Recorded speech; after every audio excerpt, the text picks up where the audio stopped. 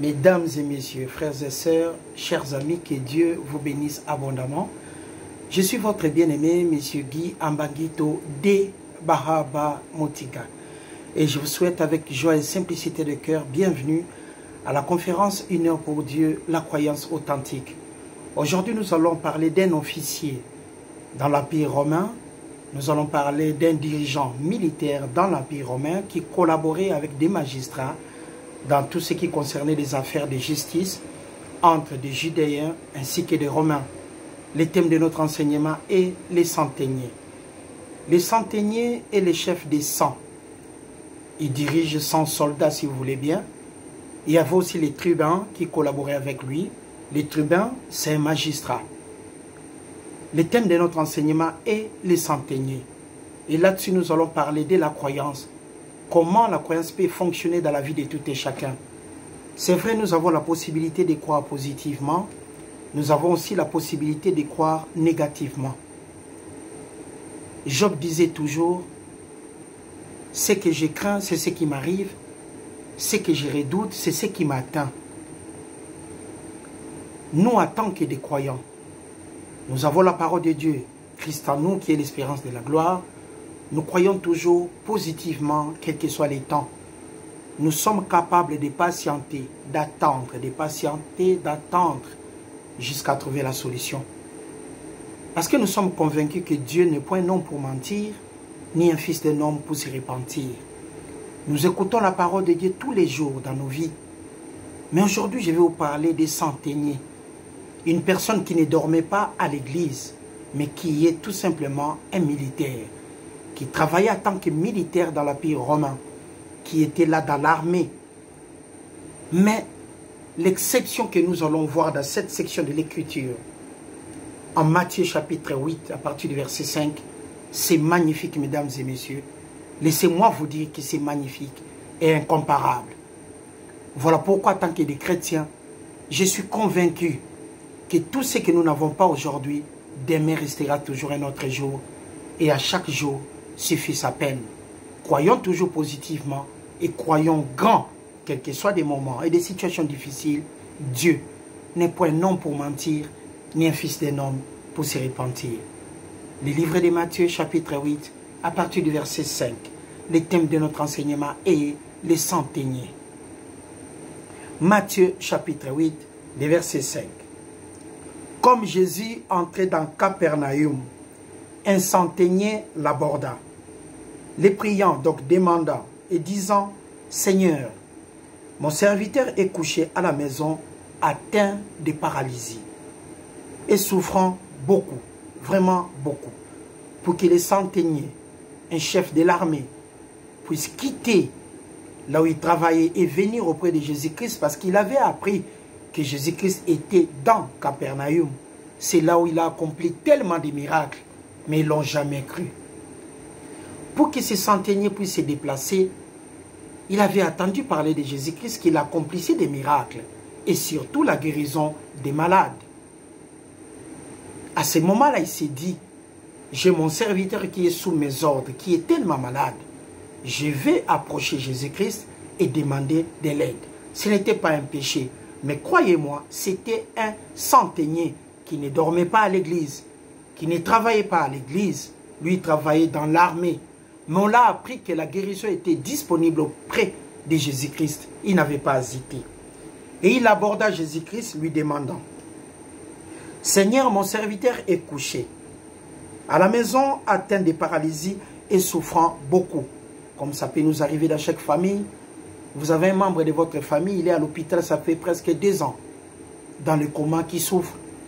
Les autres du sida, les autres du cancer. On n'a peut-être pas de solution, mais on se rend souvent à l'église. Mais on ne comprend pas pourquoi il n'y a pas de guérison.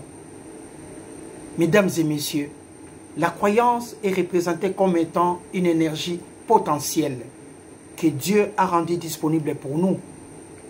C'est des lois immuables qui existent dans la Bible, de Genèse 1.1 en Apocalypse 22.21. Nous avons la loi de la dîme, nous avons aussi la loi de la croyance. Si tu crois positivement, tu vas en recevoir positivement. Si tu crois négativement par la peur, tu auras des conséquences. Mais pourquoi dans d'autres situations, nous n'avons pas de solution? Parce que nous ne croyons pas vrai. Nous croyons par la bouche, mais pas dans nos cœurs. Nos cœurs ainsi que nos bouches ne sont jamais synchronisés. Quand nous sommes à l'église, nous crions toujours Alléluia, que Dieu soit loué. Mais au fond de notre cœur, nous avons toujours une partie des doutes que nous n'arrivons pas à enlever. Mais regardons l'exemple de ces centeniers qui n'a jamais dormi à l'église, mais il a eu cette capacité d'enlever des doutes. Il a attendu que Jésus-Christ était dans Capernaum. Il a dit, moi aussi, je vais mettre la main dans la boîte à gâteaux à papa, afin de recevoir la guérison pour mon serviteur. Jésus-Christ lui dit, quand lui il a demandé, Jésus-Christ lui dit, j'irai et je les guérirai. Les centeniers répondit à notre Seigneur et Sauveur Jésus-Christ, à son tour, Seigneur, virgule, je ne suis pas digne que tu entres sous mon toit. Je te demande qu'une seule chose, mais dis seulement, je dis bien, dis seulement un mot, et mon serviteur sera guéri. Mesdames et messieurs, frères et sœurs, chers amis, c'est un militaire qui ne servait pas à l'église. Mais comment il a eu cette capacité de dire à notre Seigneur et Sauveur Jésus-Christ, dis seulement un mot et mon serviteur sera guéri. Qui a enseigné aux centeniers la loi de la croyance? Personne. Mais comment il a pu croire sans avoir écouté la parole? C'est là où on peut se poser des questions. Mais il a entendu parler par des gens qui disaient que Jésus-Christ apportait la guérison. Il fallait tout simplement comprendre que tout était possible à celui qui croit. Et les centeniers s'est rendu compte, pour que mon serviteur soit guéri, je dois tout simplement croire positivement. Il a osé dire à Jésus-Christ, j'irai, je le guérirai. Lui il répondit, non Seigneur, je ne suis pas digne que tu entres sous mon toit, mais dis seulement un mot. Donne-moi seulement l'aval, donne-moi seulement l'autorisation, donne-moi seulement la permission. La croyance est une capacité énorme. C'est l'énergie potentielle que Dieu a rendue disponible pour nous. Nous avons la capacité de mettre la main dans cette boîte et retirer ce que nous voulons. Mais pourquoi nous n'avons pas la paix? Et pourquoi des fois nous n'avons pas la guérison auprès de nous? Pourquoi dans nos familles, nous avons des gens qui souffrent? Nous prions jour et nuit. On n'a pas de guérison. Qu'est-ce qui se passe? Peut-être Dieu n'a pas compris. C'est impossible. Mais c'est l'homme qui ne sait pas comment demander. Si nous demandons les comment, c'est de croire positivement. Quand vous croyez positivement, ça veut dire les coins dans le cœur des doutes est éloigné de vous. Pourquoi quand quelqu'un prie pour une personne qui a un cancer, ça traîne toujours? Parce qu'on a toujours quand même des doutes. On a tellement entendu parler qu'avec les cancers, c'est la mort. Avec les cancers, c'est toujours des décès. Mais rarement on a entendu que même s'il y a des cancers, on peut sortir plus que vainqueur. Pour être convaincu, vous devez apprendre. Mais comment les centeniers a eu cette capacité, oser même dire à Jésus-Christ, je ne suis pas digne que tu entres sous mon toit, mais dis seulement un mot. Moi-même, j'ai les moyens de transport, d'amener la croyance jusqu'auprès de mon serviteur, afin qu'il puisse trouver la guérison. Incroyable. Il pouvait déporter la croyance, il pouvait transporter la croyance, il pouvait faire la télé-guérison. Il était capable de tous les centeniers. Mais comment il a réussi cela? Regardons pour comprendre encore plus. Dis seulement un mot et mon serviteur sera guéri. Regardons maintenant dans le livre des Actes. Dans le livre des Actes, chapitre 22. C'est incroyable ce qui se passe. Le livre des Actes, chapitre 22. Le thème de notre enseignement, le centenier. Un officier de l'armée romaine, mais qui est maintenant devant Jésus-Christ, est en train de conjuguer un effort incroyable, que même des chrétiens peuvent douter, mais lui n'a pas eu de doute. Parce qu'il a reçu une éducation, l'obéissance de l'armée. C'est ça le point fort du centenier. Le livre des Actes, chapitre 22. Pour comprendre un peu l'idée, les centeniers travaillaient souvent dans l'armée à côté des tribuns. Tribuns, c'est des magistrats qui protégeaient la loi romaine. 22. À partir du verset 24, le tribun qui est le magistrat, commanda de faire entrer Paul dans la forteresse et de lui donner la question par des fouets, afin que, de savoir quel est le motif, il criait ainsi contre lui. Pourquoi le peuple ne voulait pas supporter Paul? Il a dit qu'on donne à Paul des coups de fouet pour que Paul puisse fournir des explications claires comme l'eau de la source. Verset 25. Lorsqu'on l'eut exposé au fouet, Paul dit maintenant aux centeniers. Donc les centeniers étaient sous ordre du magistrat. Et le magistrat lui a dit de donner des coups de fouet à Paul. Et Paul maintenant ne s'adressait pas au magistrat directement, mais il était devant les centeniers. Si vous voulez, les militaires les plus proches entre le peuple et l'armée romaine à l'époque, c'était les centeniers. Lui, il était le chef des 100. Il dirigeait 100 personnes, des soldats qui étaient tout proches du peuple. Et c'est lui qui avait le pouvoir de frapper Paul des coups de fouet, si vous voulez bien. Maintenant, lui, Paul répondit. Il dit aux centeniers qui étaient présents, « Vous est-il permis de battre des verges un citoyen romain qui n'est même pas condamné ?» À ces mots, les centeniers qui étaient directement avec Paul alla vers les tribuns, le gouverneur et le magistrat plutôt, excusez-moi, pour l'avertir disant, « Que vas-tu faire? Cet homme est romain. » C'est les centeniers maintenant qui s'adressaient au tribun pour dire, « Que vas-tu faire? L'homme que tu as ordonné qu'il soit battu, c'était romain. » Et maintenant, le magistrat est venu directement, il dit, le tribun, il dit, « Étant venu, dit à Paul, dis-moi, es-tu romain? » Oui, répondit-il, Paul. Le tribun maintenant reprit, « C'est avec beaucoup d'argent que j'ai acquis ces droits des citoyens. Et moi, dit Paul, je l'ai par naissance. » Parce que Paul est né à Tars, dans cette province de Cilicie. C'est par naissance que Paul avait les droits de la nationalité romaine. C'était une situation compliquée. Mais le tribun qui était magistrat, lui, il a réussi ça par beaucoup d'argent. Il a misé pour être romain à l'époque. Incroyable. Mais c'est le centenier qui a fait l'intermédiaire. Pour comprendre une chose, il avait l'obéissance militaire. Il avait cette obéissance militaire, l'éducation. L'éducation bénéficiant auprès de l'armée. Nous avons des généraux, des colonels, adjudants, majors. Il y a l'hiérarchie militaire que les gens obéissent. Si vous voyez un général en train de passer, vous allez voir d'autres soldats s'élever directement pour montrer du respect. Ça, c'est l'éducation militaire que nous disons l'obéissance militaire. Pourquoi les centeniers ont cette facilité de croire, de comprendre? Parce qu'il était prêt, oui ou oui, non, non. Revenons. Matthieu chapitre 8, le verset 5.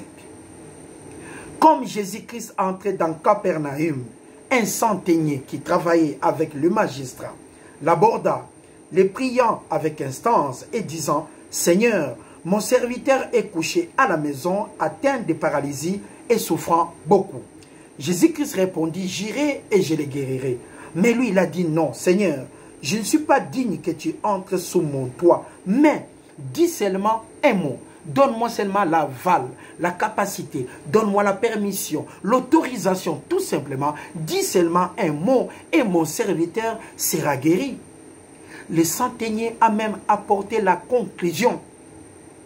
Il a dit, si Jésus-Christ prononçait ne fût-ce qu'un mot, son serviteur sera guéri. Ça s'appelle la croyance agressive. Ça s'appelle une croyance exceptionnelle. Ça s'appelle une croyance tirée peut-être de voie lactée. Ça s'appelle seulement une croyance de distinction. La croyance de haute naissance qui n'ont pas peur de la faim. C'est une croyance comme quelqu'un qui a réussi son salaire, qui n'a pas peur de prix de tout ce qu'il voit dans un magasin. C'est une croyance qu'on ne peut pas trouver n'importe où. Les centeniers, un militaire qui a compris que tout est possible à celui qui croit, qui avait compris que la croyance est le titre de propriété des choses pour lesquelles on prie, l'évidence qu'elles sont vôtres avant que ça soit en manifestation. Il avait de l'assurance qu'avec Jésus-Christ, il trouvera la guérison pour son serviteur. Comment? Parce que les gens ont parlé de Jésus-Christ devant lui. Il a attendu que Jésus-Christ guérissait des malades. Et il n'a pas cherché d'aller de gauche et à droite. Il a compris qu'il y avait ce principe à obéir tout simplement, que tout était possible à celui qui croit. Mais nous, aujourd'hui, nous doutons vis-à-vis de beaucoup de choses. Par exemple, si vous cherchez un travail, On vous dit, messieurs, vous voulez travailler où? Tout le monde est rapide de donner des endroits différents, peut-être parler beaucoup même. Mais il y a des endroits où personne n'ose des fois demander. Par exception, voir quelqu'un qui cherche du travail, par exemple, à la banque, aussi longtemps qu'il n'a pas de diplôme pour travailler à la banque, c'est rare. Mais il y a des gens qui croient que tout est possible à celui qui croit. Tout est possible à celui qui est convaincu que Dieu peut te donner du travail dans une banque. Parce qu'il ne s'agit pas seulement de la comptabilité ou de travailler pour l'argent, mais dans une banque, il y a des portiers. Dans une banque, il y a des surveillants. Dans une banque, il y a des gens qui font de l'ordre. Dans une banque, il y a des services techniques. Dans une banque, il y a des services de maintenance. Dans une banque, il y a des coursiers. Dans une banque, il y a tellement de départements que vous pouvez trouver du travail. Mais quand on doute déjà au fond de son cœur, on ne pourra pas agir. Les centeniers n'avaient pas hésité pour aborder Jésus-Christ concernant son serviteur. Regardons encore une fois les livres de Marc chapitre 9. Pour vous dire que des fois nous avons l'opportunité mais nous hésitons. Les thèmes de notre enseignement, les centeniers, les militaires, l'obéissance militaire. Lorsqu'ils furent arrivés, chapitre 9 à partir du verset 14, les livres de Marc, lorsqu'ils furent arrivés près des disciples, ils vinrent autour d'eux une grande foule et des scribes qui discutaient avec eux. Dès que la foule vit Jésus, elle fut surprise et accourut pour le saluer. Il leur demanda, « Sur quoi discutez-vous » Et un homme de la foule lui répondit, « Maître, j'ai amené auprès de toi mon fils qui est possédé d'un esprit muet. En quelque lieu qu'il le saisisse, il le jette par terre. L'enfant écume, grince des dents et devient tout raide. J'ai prié tes disciples de chasser l'esprit et ils n'ont pas pu. Les disciples travaillaient avec Jésus-Christ, l'accompagnaient partout. Mais les centeniers, non. Regardez maintenant la réponse de Jésus-Christ. Race d'incrédules, des gens qui ont écouté, reçu la parole, mais qui refusaient de comprendre. Race incrédule. Leur dit Jésus-Christ, jusqu'à quand serai-je avec vous? Jusqu'à quand vous supporterai-je? Amenez-les. Moi, on les lui amena. Il a dit aux disciples, jusqu'à quand serai-je avec vous? Pendant tous ces temps, vous n'avez pas compris que tout est possible à celui qui croit. Il a fallu tout simplement amener ses papas à un niveau de croire que tout était possible, quelle que soit la maladie. Et c'est la même chose. Les centeniers ont tout simplement attendu que Jésus-Christ guérissait des gens et que Jésus-Christ apportait la paix, ainsi que l'évangile, la parole qui apportait la paix. Et il n'a pas hésité, les centeniers, pour croire. Mais c'est quelqu'un qui travaillait pour l'armée. C'était un soldat, un officier dans l'Empire romain. Mais il a compris tout simplement comment avoir la guérison par la croyance. Les gens ont parlé de lui, que Jésus-Christ est entré dans Capernaum et qu'il est capable de guérir ton serviteur. Il n'a pas hésité. Retournons encore, Matthieu chapitre 8. Comme Jésus-Christ est entré dans Capernaum, un centenier, un chef des cent l'aborda, les priant et disant, « Seigneur, mon serviteur est couché à la maison atteint de paralysie, très malade et souffrant beaucoup. » Jésus-Christ lui dit, « J'irai et je le guérirai. » Le centenier répondit, « Non, Seigneur, je ne suis pas digne que tu entres sous mon toit, mais dis seulement un mot et mon serviteur sera guéri. » Pourquoi il avait cette capacité? Regardons maintenant le verset 9. « Car moi, les centeniers, les chefs des cent, qui suis soumis à des supérieurs sans discuter, j'ai des soldats sous mes ordres, et je dis à l'un, va, et à l'autre, il va. À l'autre, viens, et il vient. À mon serviteur, fais cela, et il les fait. » Dans l'obéissance militaire, quand un général donne l'ordre, croyez-moi, le colonel qu'il a réussi donnera l'ordre au major. C'est la même chose, adjudant, ainsi de suite. Et l'ordre ne sera pas modifié. Parce que tout est tellement respecté en micro-précision dans l'armée que l'éducation que les militaires reçoivent tous les jours dans l'armée leur apporte aussi un atout. Par exemple, pour croire, un militaire ne peut pas hésiter parce qu'on lui dit tout simplement, tout est possible à celui qui croit. Ah bon, vous êtes sûr que tout est possible à celui qui croit? Oui, chef. À ce moment-là, un militaire qui s'élève par l'obéissance qu'il reçoit dans l'armée, il a plus de capacités de croire qu'un civil. Parce que c'est l'éducation tout simplement militaire. L'obéissance, quand l'ordre est là, ça ne peut pas être modifié. Les magistrats a dit aux centeniers, il faut que Paul reçoive des coups de fouet. Le centenier n'a pas hésité. Et quand Paul s'est mis maintenant à discuter et à donner des arguments, les centeniers n'avaient pas pris la décision. Il est reparti encore vers les magistrats. Regardez vous-même l'ordre, l'éducation des militaires, respecter l'hiérarchie. Quand le général dit un mot, c'est ça le mot qui va arriver jusqu'au plus bas, jusqu'à celui qui va passer à l'exécution. Et c'est là le secret du centenier. Regardez, lui-même est en train de dévoiler son secret. Car moi, qui suis soumis à des supérieurs, j'ai des soldats sous mes ordres. Et quand je dis à l'un, va, il va, sans discuter. À l'autre, viens, il vient. Et à mon serviteur, fais cela, il les fait. Incroyable centenier. Dis seulement un mot et mon serviteur sera guéri. Ne te déplace pas, Seigneur. Dis seulement un mot et mon serviteur sera guéri. Et les disciples qui vivaient avec Jésus-Christ, quand ses papas amenaient son fils, ils n'ont pas pu. Mais lui, le centenier qui ne se promenait même pas avec Jésus-Christ, il a eu cette capacité. Pourquoi? Pourquoi le centenier a eu cette facilité? L'éducation militaire. Que votre oui soit oui et que votre non soit non. La parole de Dieu doit trouver de la place dans nos cœurs. Nous ne pouvons pas recevoir la parole de Dieu pour impressionner les autres et vivre toujours en difficulté. Mais la parole de Dieu doit transformer nos vies. Nous devons marcher selon elle et nous devons agir selon elle. Nous savons que pour recevoir quoi que ce soit de Dieu, nous devons croire. Et pour croire, on doit accepter la parole et que la parole trouve des racines dans notre corps afin que nous puissions avoir cette capacité de comprendre que tout est possible à celui qui croit. Il n'y a pas d'autre mot. Les centeniers ont eu cette capacité de dire à Jésus-Christ, ne te déplace pas, Seigneur, dis seulement un mot et mon serviteur sera guéri. Quel automatisme!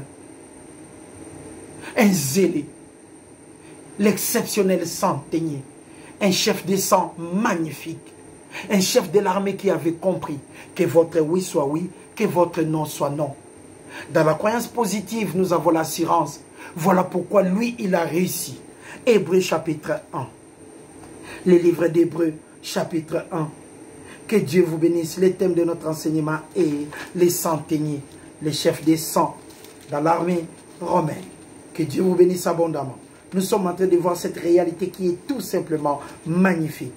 Le livre d'Hébreux chapitre 1. Chapitre 11 plutôt le verset 1. Or la foi, la croyance, est une ferme assurance des choses qu'on espère et une démonstration de celles qu'on ne voit pas. Est une ferme assurance des choses qu'on espère et une démonstration de ce qu'on ne voit pas. Une ferme assurance qui n'a pas de doute, même pas un grain de sable de doute. C'était ça les centeniers. Il n'avait pas de doute parce qu'on lui a appris que Jésus-Christ guérissait des malades. Il a répondu, ah bon, alors je vais amener moi-même, je vais voir Jésus-Christ pour lui demander la guérison concernant mon serviteur. Le verset 10. Après l'avoir attendu, Jésus-Christ fut tellement dans l'étonnement. Et il dit à ceux qui le suivaient, je vous l'ai dit en vérité, même en Israël, je n'ai pas trouvé une aussi grande foi. Or, je vous déclare que plusieurs viendront de l'Orient et de l'Occident et seront à table avec Abraham, Isaac, Jacob dans le royaume des cieux. Mais les fils de l'homme seront jetés dans les ténèbres du dehors, où il y aura des pleurs et des graissements des dents.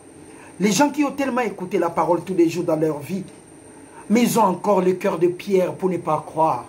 Ils ont encore le cœur de pierre pour ne pas partager cette parole magnifique. Une science tellement élevée, au-dessus de ma portée. Elle est trop élevée pour la saisir, cette parole. Mais personne ne l'enseigne. En fait que les gens comprennent qu'ils ont cette capacité de croire, comme les centeniers.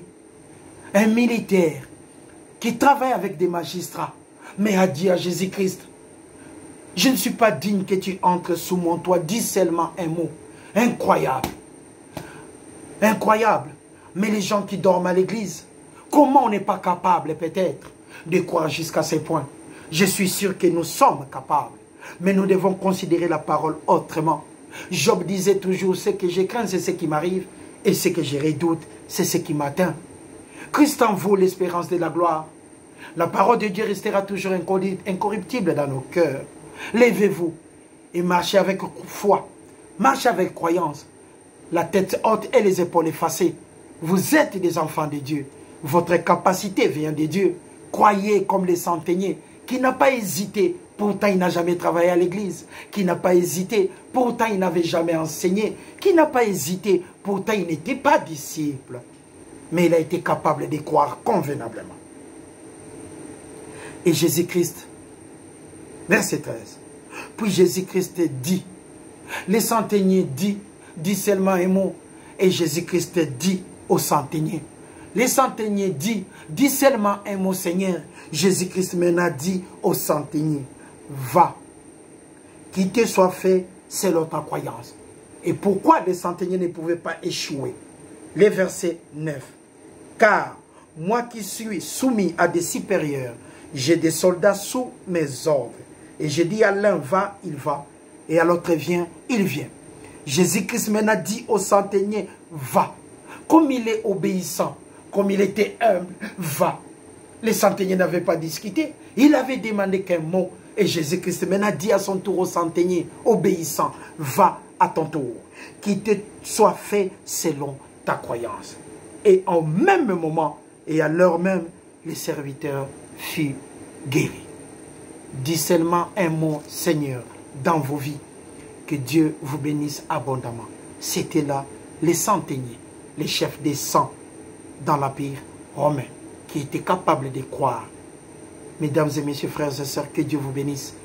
Vous qui êtes dans les hôpitaux, que la parole de Dieu puisse traverser vos corps et vos cœurs, afin que vous puissiez trouver la guérison, comme les centeniers a cru que tout était possible à celui qui croit. Je vous souhaite encore une fois un bon dimanche avec joie et simplicité de cœur. C'était là votre bien-aimé, M. Guy Ambanguito de Bahaba Motika, dans les centeniers. Merci beaucoup et au revoir.